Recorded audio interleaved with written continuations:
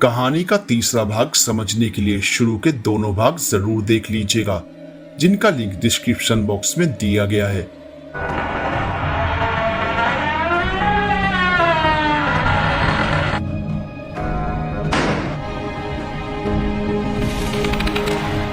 उसे लगा जैसे उसने कोई स्वर्ग की अप्सरा को देख लिया हो। वह भी राजकुमारी मृगनयनी से एक तरफा प्रेम करने लगा, लेकिन राजकुमारी मृगनयनी ने उसकी तरफ ठीक से देखा तक नहीं। उसका ध्यान तो बस युवराज अभय सिंह पर ही था। उस समय अनुशासन बहुत सख्त था। इस तरह राज परिवार की महिलाएं किसी गैरमर्द से बातें नहीं कर सकती थी, लेकिन दूर से ही राजकुमारी मृगनयनी और युवराज अभय सिंह एक दूसरे को देखकर चैन की सांस ले लेते थे। जिस दिन रेवती और गौरी का विवाह था और बारात आने वाली थी, उस दिन युवराज अभय सिंह की नजर राजकुमारी मृगनयनी पर ही थी। उसकी नजरें उस पर से हटाए नहीं हट रही थी। आखिर राजकुमारी मृगनयनी लगी इतनी खूबसूरत रही थी। राजकुमारी मृगनयनी की सुंदरता देखकर युवराज पूरन सिंह भी अपने होश गंवा बैठे। उसे लगा कि वह राजकुमारी मृगनयनी को वहां से उठाकर ले जाए और उसे अपना बना ले हमेशा हमेशा के लिए। उसने राजकुमारी मृगनयनी से बात करने की कोशिश की, लेकिन राजकुमारी मृगनयनी ने उसकी तरफ देखा तक नहीं। तब युवराज पूरन सिंह वहां से आ गया और अपने महल में इधर उधर बेचैनी से टहलने लगा। उसे इतना परेशान देखकर उसकी मां महारानी कामाक्षी ने उससे इस बारे में पूछा। तब युवराज पूरन सिंह ने उसे मृगनयनी के बारे में बताया। महारानी कामाक्षी ने तो राजकुमारी मृगनयनी को देखते ही पसंद कर लिया था। ये नहीं था कि उसे मृगनयनी की खूबसूरती पसंद आ गई थी, बल्कि उसका मकसद तो कुछ और ही था, क्योंकि जिस नक्षत्र में राजकुमारी मृगनयनी पैदा हुई थी वह बहुत ही शक्तिशाली थे। अगर युवराज पूरन सिंह से राजकुमारी मृगनयनी का विवाह हो जाता है और वह उसके हाथों से अपनी पिशाचिनी देवी कमंडा की पूजा करवाती है, तो उसे इतनी अपार शक्तियां मिल जाएंगी कि वह कभी सोच भी नहीं सकती। युवराज पूरन सिंह को परेशान देखकर महारानी कामाक्षी बोली कि तुम चिंता मत करो युवराज, मैं तुम्हारे पिताश्री से इस बारे में बातें करूंगी। यह सुनकर युवराज पूरन सिंह तो खुशी से पागल ही हो गया। महारानी कामाक्षी सही मौका देखकर महाराणा संग्राम सिंह से बात करने वाली थी, लेकिन इस समय महाराणा संग्राम सिंह अपनी बेटी के विवाह में व्यस्त थे। जब युवराज अभय सिंह की दोनों बहनें गौरी और रेवती का विवाह अच्छे से संपन्न हो गया और वे अपने ससुराल के लिए विदा होकर चली गई, उसके बाद ही महाराणा संग्राम सिंह ने सब नाते रिश्तेदारों के सामने अचानक छीतरगढ़ के महाराणा देवी सिंह के साथ युवराज अभय सिंह और राजकुमारी मृगनयनी के विवाह की घोषणा कर दी। वे चाहते थे कि उनकी दोस्ती रिश्तेदारी में बदल जाए। उनके विवाह की खबर सुनकर सभी बहुत खुश हो गए। ये सुनकर युवराज अभय सिंह और राजकुमारी मृगनयनी को तो जैसे मुंह मांगी मुराद मिल गई हो। उनकी खुशी का ठिकाना नहीं रहा। वही यह सुनना था कि युवराज पूरन सिंह और कामाक्षी के पैरों तले जमीन खिसक गई। युवराज पूरन सिंह का मन किया कि वह अभी चिल्ला चिल्ला कर इस रिश्ते के लिए मना कर दे और कहे कि मृगनयनी उसकी है और उसे उससे कोई नहीं छीन सकता, और वह अपने हाथों से युवराज अभय सिंह की हत्या कर दे, जो उससे राजकुमारी मृगनयनी को छीनना चाहता है। लेकिन वह जानता था कि उसकी इस गलती की सजा क्या होगी। वह गुस्से में बाहर चला गया। वहीं महारानी कामाक्षी भी युवराज अभय सिंह और राजकुमारी मृगनयनी के विवाह के बारे में सुनकर गुस्से से आग बबूला हो गई और अपने महल में आ गई। राजकुमारी मृगनयनी और युवराज अभय सिंह के विवाह की खबर सुनकर युवराज पूरन सिंह और महारानी कामाक्षी गुस्से से तिलमिला उठी। महारानी कामाक्षी युवराज पूरन सिंह को समझाने की खातिर बोली, युवराज आप घबराओ मत, आपके एक आदेश पर राजकुमारी मृगनयनी जैसी हजारों राजकुमारियां आपके चरणों में होंगी। यह सुनकर युवराज पूरन सिंह बोला, नहीं मासा, मुझे हजारों नहीं, राजकुमारी मृगनयनी ही चाहिए। मेरे होते हुए उसका विवाह उस युवराज अभय सिंह के साथ नहीं हो सकता। मासा, मैं इस तरह चुप नहीं बैठ सकता। बचपन से लेकर आज तक युवराज अभय सिंह ने मुझसे हर चीज छीनने की कोशिश की है, लेकिन अब नहीं। राजकुमारी मृगनयनी सिर्फ मेरी है, किसी और की नहीं, चाहे उसके लिए मुझे युवराज अभय सिंह की जान ही क्यों न लेनी पड़े। पूरन सिंह गुस्से में बोला, तुम चिंता मत करो युवराज, मैं समय देखकर तुम्हारे पिताश्री से बात करूंगी। वह मेरी बात जरूर मानेंगे। आप तो रहने ही दो मासा, आपसे कुछ नहीं होने वाला। अब तो मुझे ही कुछ करना पड़ेगा। मैं अपनी आंखों के सामने यह सब होते हुए नहीं देख सकता। कहते हुए युवराज पूरन सिंह वहां से चला गया। उसके जाने के बाद महारानी कामाक्षी इधर उधर बेचैनी से टहलने लगी। तभी महाराणा संग्राम सिंह आए और महारानी कामाक्षी को बेचैन देखकर बोले, क्या हुआ महारानी, कोई परेशानी है क्या? महाराज, एक परेशानी है जिसका कोई हल नजर नहीं आता। हमारे होते हुए परेशानी? ऐसी कौन सी परेशानी है कि हमारी महारानी उदास है? बताओ हमें। हाँ महाराज, हाँ महारानी, बताओ क्या बात है? महारानी कामाक्षी हड़बड़ाते हुए बोली, जब राजकुमारी मृगनयनी यहाँ प्रीतमगढ़ में पहली बार आई थी तभी युवराज पूरन सिंह ने उसे पसंद कर लिया था। वह उससे बहुत प्रेम करता है और विवाह करना चाहता है। लेकिन मैं इस बारे में आपसे बात करती उससे पहले ही आपने युवराज अभय सिंह से राजकुमारी मृगनयनी का विवाह निश्चित कर दिया। वैसे युवराज अभय सिंह मेरे बड़े बेटे ही हैं, लेकिन युवराज अभय सिंह के साथ रिश्ता तय होने से युवराज पूरन सिंह को काफी ठेस पहुंची है। वह राजकुमारी मृगनयनी से काफी प्रेम करते हैं। यह सुनकर महाराणा संग्राम सिंह गुस्से से खड़े हुए और दहाड़ते हुए बोले, महारानी कामाक्षी, आज तो तुम्हारी जुबान पर यह बात आ गई। आइंदा ऐसी बात नहीं आनी चाहिए, वरना हम बर्दाश्त नहीं करेंगे। राजकुमारी मृगनयनी प्रीतमगढ़ की होने वाली महारानी है और हम नहीं चाहते कि कोई उसके बारे में उल्टी सीधी बातें करे। और युवराज पूरन सिंह को भी समझा दीजिएगा कि आइंदा अपनी जुबान पर राजकुमारी मृगनयनी का नाम ना ले और ना ही अपनी आंखों से उस पर कोई गलत दृष्टि रखे, नहीं तो हम उसकी जुबान और आंखें उसके शरीर से हमेशा के लिए अलग करवा देंगे। यह कहकर महाराणा संग्राम सिंह गुस्से में वहां से चले गए। उन्हें ऐसा बोलता देखकर महारानी कामाक्षी को बहुत गुस्सा आया। तभी युवराज पूरन सिंह वहां आया और उत्सुकता से बोला, क्या हुआ मासा, पिताश्री ने क्या कहा? महारानी कामाक्षी गुस्से में बोली, युवराज, तुम्हारे पिताश्री तो महारानी रुक्मणी और युवराज सिंह के हाथों की कठपुतली बन गए हैं। उन्हें उनके सिवा कुछ दिखाई नहीं देता। मैंने तुम्हारे बारे में जब उनसे बात की तो वह गुस्से से तिलमिला उठे और यह कहकर महारानी कामाक्षी ने युवराज पूरन सिंह को सारी बात बता दी जो महाराणा संग्राम सिंह ने कही थी। सारी बात सुनकर युवराज पूरन सिंह भी गुस्से से तिलमिला उठा। तभी राजकुमारी कालांशी भी वहां आ गई और गुस्से से बोली, मासा, आप बिल्कुल ठीक कह रही हो। पिताश्री हमें बिल्कुल भी प्रेम नहीं करते। उनके लिए तो बड़ी मासा और उनके बेटे बेटियां ही सब कुछ है। कुछ भी हो, लेकिन मैं अपने होते हुए अपने बेटे की खुशियों को हमेशा के लिए दांव पर नहीं लगने दूंगी।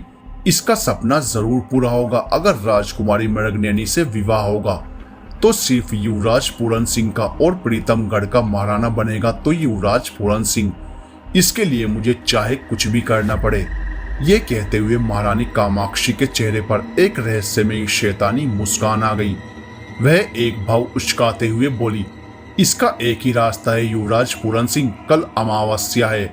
अमावस्या के दिन पिशाचिनी देवी कमांडा को खुश करने के लिए उसे नरबलि देनी होगी, जिससे हमें काली शक्तियां मिलेंगी और हम उनके द्वारा कुछ भी कर सकते हैं, कुछ भी।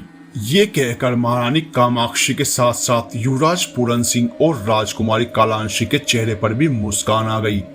राजकुमारी कालांशी बोली, लेकिन मासा, हम पिशाचिनी देवी कमांडा के सामने किसकी नरबलि देंगे? अगर पिताश्री को इस बारे में कुछ भी पता चल गया तो वह हमें बड़ी ही भयानक सजा देंगे।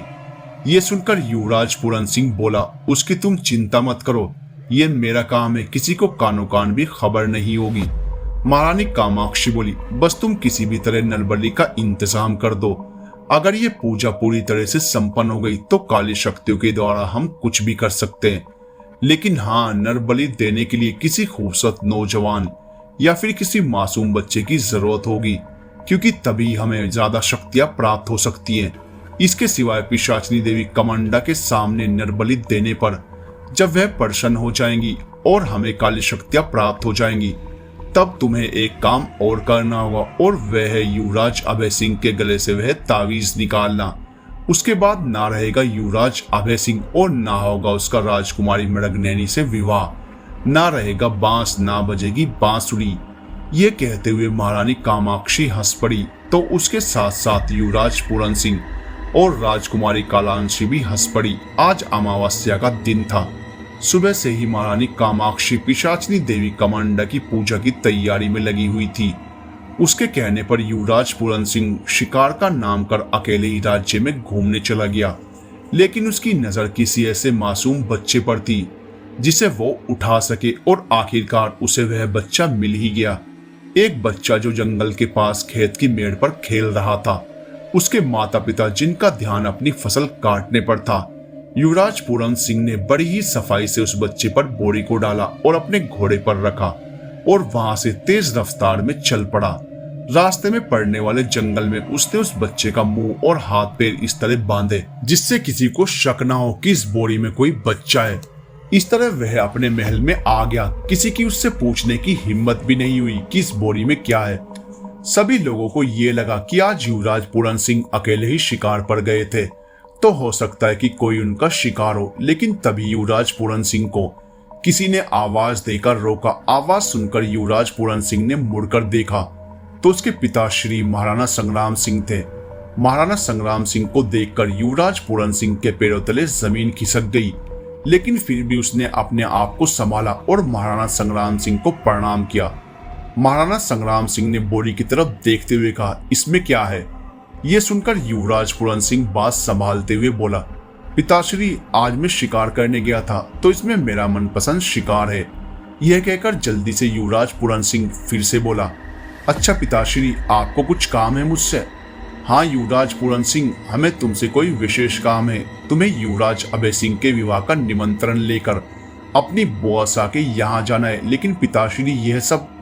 उसकी बात को बीच में काटते हुए ही महाराणा संग्राम सिंह बोले, मुझे पता है पूरन सिंह कि तुम यही कहना चाहते हो कि यह काम महल के दास नौकर कर सकते हैं, लेकिन तुम्हारी बुआ हमारी बड़ी बहन है और इस हिसाब से उनके सम्मान में हम उन्हें विवाह का निमंत्रण किसी दास या सैनिक के हाथ ना पहुंचाकर अपने किसी परिवार के सदस्य के हाथों पहुंचाना चाहते हैं, और ये काम तुम करोगे। ये सुनकर युवराज पूरन सिंह बोला, जी पिताश्री। फिर महाराणा संग्राम सिंह वहां से चले गए।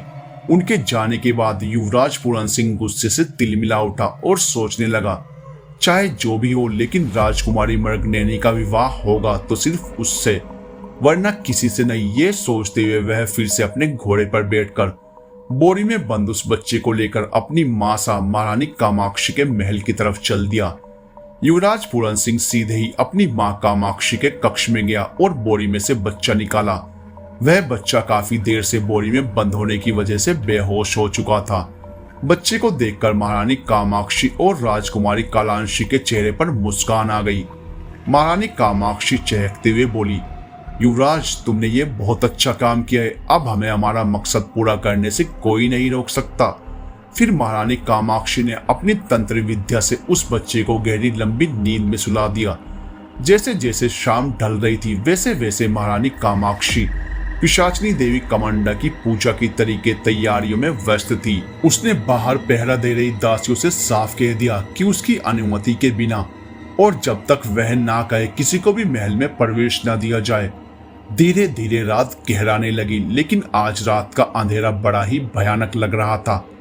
अमावस्या की काली रात में इधर उधर कुत्तों के भौंकने की आवाज आने लगी। तेज मूसलाधार बारिश के साथ बिजली कड़क रही थी। ऐसा लग रहा था जैसे कोई तूफान आने वाला हो। रात के लगभग 11 बजे महारानी कामाक्षी ने युवराज पूरन सिंह, राजकुमारी कालांशी के साथ पिशाचिनी देवी कामांडा की उपासना शुरू की। महारानी कामाक्षी ने अपनी तंत्र विद्या से उस मासूम बच्चे को बेहोश कर रखा था। उसने उसे उस पिशाचिनी की अजीबोगरीब छोटी सी मूर्ति के सामने लिटाया और उसके चारों तरफ एक काला घेरा किया और तंत्र मंत्र का कुछ सामान उसके ऊपर छिड़क दिया और अपने अंगूठे में से खून निकालकर उस बच्चे के ललाट पर तिलक लगाया। फिर अपने बेटे युवराज पूरन सिंह और बेटी राजकुमारी कालांशी के साथ इंसान की हड्डियों से अजीब तरीके से पिशाचिनी देवी कामांडा की उपासना करते हुए अजीब तरीके से आह्वान करने लगी। जब महारानी कामाक्षी, राजकुमारी कालांशी और युवराज पूरन सिंह के साथ तंत्र मंत्र काली शक्तियों से पिशाचिनी देवी कामांडा की उपासना करने में व्यस्त थी, उसी समय उसके महल के बाहर पहरा दे रही एक दासी जिसका नाम मैथिली था, उसे एहसास हो गया कि महारानी कामाक्षी कैसी पूजा उपासना कर रही है। ये सोचकर ही उसके मन में एक डर पैदा हो गया। कि आज तो अमावस्या है। वह सोचने लगी कि आज वही होगा जो उसके मासूम से 4 साल के बेटे के साथ हुआ था। आज उसकी तरह फिर एक माँ की गोद सूनी होगी। दासी मैथिली की आंखों के सामने वह नजारा घूमने लगा जब वह एक बार अपने 4 साल के बेटे को उसकी जिद करने पर अपने साथ नहर में ले आई थी। उस दिन भी अमावस्या थी। खेलते खेलते अचानक उसका 4 साल का बेटा गायब हो गया था। काफी ढूंढा लेकिन वह नहीं मिला। रात घिर आई थी लेकिन दासी मैथिली अपने बेटे को लिए बिना घर नहीं जा सकती थी, इसलिए वह महल में ही अपने बेटे को ढूंढने लगी। उसे विश्वास था कि उसका बेटा महल से बाहर तो नहीं जा सकता। वह सोचने लगी कि हो सकता है कि उसका बेटा खेलते खेलते ही किसी कोने में सो गया हो। यही सोचकर वह अपने बेटे को ढूंढ रही थी।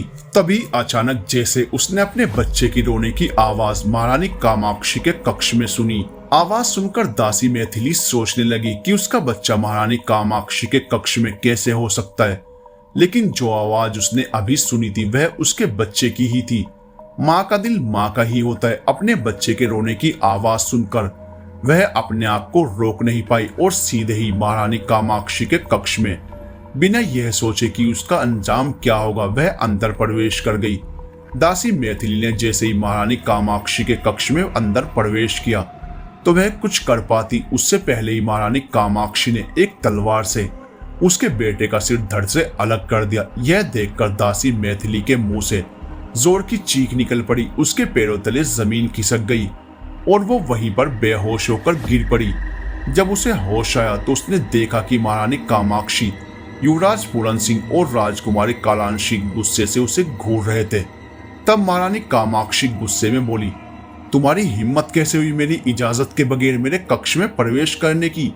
यह सुनकर दासी मैथिली बस इतना ही कह पाई, वो मेरा बेटा। महारानी कामाक्षी गुस्से में बोली, तुम्हारी वजह से आज मेरी पूजा में विघ्न पड़ा है। यह कहकर उसने पास रखी एक छोटी सी रुपयों से भरी थैली मैथिली के मुंह के ऊपर मारते हुए कहा, जा ले जा इसे, और अगर अपना मुंह खोलने की कोशिश की ना तो याद रखना आज तो तुमने अपना बेटा खोया है, फिर अपना पति, अपना परिवार, अपनी जान, सब कुछ खो दोगी। अगर अपनी जान की, अपने परिवार की परवाह है ना तो अपना मुंह हमेशा बंद रखना, समझी तुम? जाओ यहाँ से। दासी मैथिली बस रोए ही जा रही थी। उसने उन रुपयों की थैली की तरफ एक नजर भी नहीं डाली जो उसके बेटे की मौत की कीमत के रूप में दी गई थी। वह उठकर वहां से चली गई। घर आकर उसने सभी घर वालों के सामने बहाना बना दिया कि उसका बेटा खेलते खेलते गलती से महल से बाहर जाने वाली गोपनीय सुरंग में चला गया।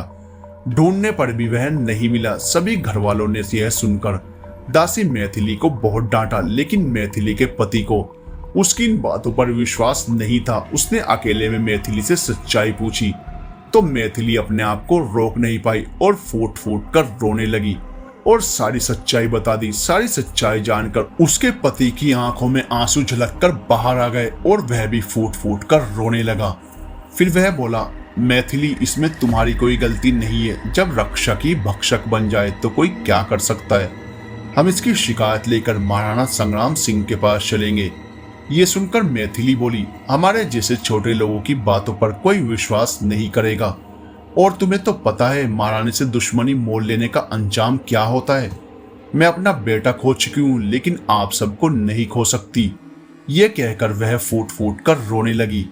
दासी मैथिली का मन किया कि वह महारानी कामाक्षी के महल से अपना काम छोड़ दे, लेकिन छोड़ना उसके बस में नहीं था। वह अपनी इच्छा से कुछ नहीं कर सकती थी।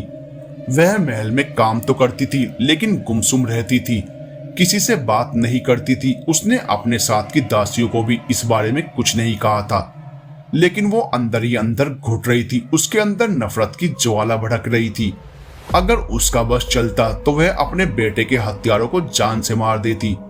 आज जब महारानी कामाक्षी ने उन्हें कमरे से बाहर सख्त पहरा देने के लिए कहा और कहा कि उसकी मर्जी के बिना कोई भी कक्ष के अंदर प्रवेश नहीं करना चाहिए, और फिर अंदर से धीमी धीमी आ रही अजीब आवाजों को सुनकर दासी मैथिली की आंखों के सामने फिर से वही नजारा घूम गया जब महारानी कामाक्षी ने उसकी आंखों के सामने उसके बेटे का सिर धड़ से अलग किया था। उस समय भी कक्ष से इसी तरह की अजीब अजीब आह्वान करने की आवाजें आ रही थी और उस दिन भी अमावस्या ही थी। यह सोचकर ही उसकी रूह कांप उठी और वह सोचने लगी, नहीं नहीं, जो कुछ उसके बेटे के साथ हुआ था वह अब किसी और मासूम के साथ नहीं होने देगी। आखिर कब तक वह चुप बैठेगी? अब अगर वह इस तरह चुप बैठेगी तो ना जाने कितने मासूमों की जिंदगी इस दुष्ट महारानी कामाक्षी के हाथों छिन जाएगी। उसे कुछ ना कुछ करना होगा, आज चाहे उसकी जान चली जाए, लेकिन वह किसी मासूम की जान नहीं जाने देगी। दासी मैथिली ने ऊपर आसमान की तरफ देखा। आसमान में दिख रहे तारों के हिसाब से ही उसने अंदाजा लगा लिया कि अभी समय क्या हुआ है। सोचने लगी कि अभी तो 12 नहीं बजे हैं, उसे जल्दी से जल्द कुछ करना चाहिए। वह वहां से जाने लगी तो उसके साथ की दासी ने उसे जाने का कारण पूछा तो उसने शौचालय जाने का झूठा बहाना बना लिया और जल्दी जल्दी वहां से चली गई। वह जैसे ही महारानी कामाक्षी के महल के मुख्य द्वार पर आई तो उसे सैनिकों ने बाहर जाने से रोका और पूछा कि तुम इस समय बाहर कहाँ जा रही हो। यह सुनकर दासी मैथिली ने थोड़ी हिम्मत की और कहा कि छोटी महारानी की तबीयत कुछ ठीक नहीं है और वह महाराज को याद कर रही है, इसलिए मैं उन्हें बुलाने के लिए जा रही हूँ। तुम सब यहीं पर पहरा दो, याद रखना कोई अंदर ना जा सके। इस तरह दासी मैथिली सबकी आंखों में धूल झोंक कर आखिरकार महारानी कामाक्षी के महल से निकल गई और सीधे ही महारानी रुक्मणी के महल में आ गई। उसे पता था कि आज महाराणा संग्राम सिंह महारानी रुक्मणी के साथ उनके कक्ष में हैं। महारानी रुक्मणी के महल में आते समय भी उसने बाहर पहरा दे रहे सैनिकों से यही कहा कि उसे महाराज से मिलना है। छोटी महारानी की तबीयत ठीक नहीं है और वह महाराज को याद कर रही है। ये सुनकर उसे किसी ने अंदर जाने से नहीं रोका। जब वह महारानी रुक्मणी के कक्ष के पास पहुंची तो उसे वहां की दासियों ने इस समय आने का कारण पूछा तो वह बोली कि छोटी महारानी की तबीयत ठीक नहीं है और वह महाराज से मिलना चाहती है। ये सुनकर दासियों ने कहा कि इस समय तो महारानी रुक्मणी और महाराजा दोनों ही गहरी नींद में सो रहे हैं, उनकी नींद में खलल नहीं देना चाहिए। लेकिन दासी मैथिली बोली कि मुझे महाराज से मिलना जरूरी है, यह छोटी महारानी का सख्त आदेश है, उनकी तबीयत ठीक नहीं है और वह इस समय महाराज को बहुत याद कर रही है। उसकी ये बात सुनकर रानी रुक्मणी के कक्ष के बाहर पहरा दे रही दासियों ने भी उसे नहीं रोका। दासी मैथिली जैसे ही महारानी रुक्मणी के कक्ष का दरवाजा खटखटाने को हुई, एकाएक उसके हाथ कांपने लगे। सोचने लगी कि अगर महाराजा और बड़ी महारानी ने उसकी बातों पर विश्वास नहीं किया तो क्या होगा। फिर तो छोटी महारानी उसे और उसके परिवार को नहीं छोड़ेगी। ये सोचते हुए उसकी रूह कांप उठी। फिर सोचने लगी कि चाहे जो हो जाए, आज भगवान उसके साथ अन्याय नहीं कर सकता। आज वह किसी मासूम की जान अपने डर की वजह से नहीं जाने देगी और यहाँ तक आ ही गई है तो फिर महाराज और बड़ी महारानी को सच्चाई बताकर ही रहेगी। अगर वह यहाँ से वापस लौट गई तो फिर भी किसी न किसी के मुंह से तो छोटी महारानी को यह पता चल जाएगा कि मैं रात को झूठ बोलकर यहाँ आई थी। फिर वह मुझे और मेरे परिवार को नहीं छोड़ेगी। इससे अच्छा तो यही है कि अगर मरना है तो किसी की जान बचाकर ही मरे। ये सोचते हुए उसने आखिरकार दरवाजा खटखटा ही दिया। दासी मैथिली ने जैसे ही महारानी रुक्मणी के कक्ष का दरवाजा खटखटाया तो कुछ देर बाद ही महारानी रुक्मणी ने अंदर से दरवाजा खोला। दरवाजा खोलते ही महारानी रुक्मणी दासी मैथिली की तरफ देखते हुए बोली, कौन हो तुम और इस तरह यहाँ? ये सुनकर दासी मैथिली हाथ जोड़कर बोली, क्षमा करना बड़ी महारानी, लेकिन मुझे बहुत जरूरी काम था, इसलिए ना चाहते हुए भी आपको नींद में खलल दिया। मैं छोटी महारानी के महल में एक दासी हूँ, बड़ी महारानी मुझे आपकी मदद चाहिए। दासी मैथिली अभी यह कह ही रही थी कि भीतर से राणा संग्राम सिंह आए और दासी मैथिली को देखकर बोले, कौन हो तुम और इस तरह आधी रात को हमारी नींद में खलल देने की तुम्हारी हिम्मत कैसे हुई? ये सुनकर दासी मैथिली हाथ जोड़कर बोली, क्षमा करना महाराज, लेकिन बात ही इतनी जरूरी थी, किसी की जान का सवाल था। यह सुनकर महारानी रुक्मणी हैरान होते हुए बोली, जान का मतलब? मुझे पता है आप दोनों मेरी बात पर विश्वास नहीं करेंगे, लेकिन आज अमावस्या है और हर अमावस्या की तरह आज भी छोटी महारानी एक मासूम की रात के 12 बजे बलि देने वाली हैं। पिछली बार भी उन्होंने धोखे से मेरे बेटे की बलि दे दी थी। उनके डर की वजह से मैं किसी के सामने यह बोल नहीं पाई, लेकिन आज फिर वह किसी मासूम की बलि देने वाली हैं। यह सुनकर महाराजा संग्राम सिंह गुस्से में दहाड़ते हुए बोले, तुम्हें पता है तुम क्या बोल रही हो? अगर हम चाहें तो अभी तुम्हारा सर धड़ से अलग कर दें। यह सुनकर दासी मैथिली हाथ जोड़कर बोली, महाराज, मुझे पता है कि जो कुछ भी मैं बोल रही हूँ अगर वह झूठ होगा तो मुझे उसकी कीमत अपनी जान देकर चुकानी पड़ेगी, लेकिन मैं अपने भगवान की सौगंध खाकर कहती हूँ कि मैं जो कुछ बोल रही हूँ वह सच है। चुप कर अपनी यह बकवास, बड़ी महारानी, मैं झूठ नहीं बोल रही हूँ। अगर आप सबको मेरी बातों पर यकीन नहीं है तो मेरे साथ चलिए, किसी मासूम की जान मुसीबत में है। आज फिर एक माँ की गोद न उजड़ जाए, इसलिए सबसे झूठ बोलकर मैं आप लोगों की मदद के लिए यहाँ पर आई हूँ। महाराणा संग्राम सिंह गुस्से से कुछ कहते उससे पहले महारानी रुक्मणी बोली, महाराज, अगर यह दासी कुछ कह रही है तो कुछ ना कुछ तो बात है। यह सुनकर महाराणा संग्राम सिंह बोले, महारानी रुक्मणी, क्या तुम्हें भी इनकी बातों पर विश्वास है? यह सुनकर महारानी रुक्मणी बोली, महाराज, सच क्या है झूठ क्या है बिना देखे जाने तो हम कुछ नहीं कह सकते। महारानी रुक्मणी की आंखों के सामने वह नजारा आ गया जब वह छोटी महारानी कामाक्षी से उसका हालचाल पूछने के लिए गई हुई थी और उसके कमरे में उन्हें तंत्र विद्या का सामान उस अजीब सी मूर्ति के पास मिला था। महारानी रुक्मणी के कहने पर महाराणा संग्राम सिंह बोले, हमें महारानी कामाक्षी पर भरोसा है कि वह कोई भी ऐसा काम नहीं कर सकती। यह सुनकर महारानी रुक्मणी बोली, महाराज, क्षमा करना, मुझे पता है, लेकिन अगर यह दासी ऐसा कुछ बोल रही है तो कुछ ना कुछ तो बात है। इस तरह यहाँ खड़े होकर सही और गलत का फैसला लेने से सही तो ये रहेगा कि इस दासी के बताए अनुसार हम इसके साथ चलें। ये सुनकर महाराणा संग्राम सिंह बोले, ठीक है। फिर वह दासी मैथिली की तरफ गुस्से में देखते हुए बोले, अगर तुम्हारी बात गलत हुई ना तो तुम्हारा सिर धड़ से अलग कर दिया जाएगा। ये सुनकर दासी मैथिली हाथ जोड़कर सिर झुकाकर बोली, जी महाराज। फिर महाराणा संग्राम सिंह महारानी रुक्मणी दासी मैथिली के साथ महारानी कामाक्षी के महल की तरफ चल दिए। महारानी कामाक्षी के महल के बाहर पहरा दे रहे सैनिकों को तो यही पता था कि महारानी कामाक्षी की तबीयत ठीक नहीं है, इसलिए महाराणा संग्राम सिंह और महारानी रुक्मणी उसके पास आए हैं। महारानी कामाक्षी के महल में प्रवेश कर उसके कक्ष में प्रवेश करने से पहले ही महाराणा संग्राम सिंह ने हाथ के इशारे से दासी मैथिली को बाहर रुकने के लिए कह दिया। महारानी कामाक्षी के कक्ष का दरवाजा अंदर से बंद था। ये देखकर महाराणा संग्राम सिंह ने एक जोरदार धक्के के साथ उसका दरवाजा खोल दिया। क्या महारानी कामाक्षी, युवराज पूरन सिंह और राजकुमारी कालांशी की सच्चाई महाराजा संग्राम सिंह और महारानी रुक्मणी के सामने आ जाएगी? देखना मत भूलिएगा अगला भाग और चैनल सब्सक्राइब जरूर कीजिएगा। वीडियो को लाइक, कमेंट और ज्यादा से ज्यादा शेयर कीजिएगा। मिलते हैं अगले भाग में, तब तक के लिए बाय बाय दोस्तों।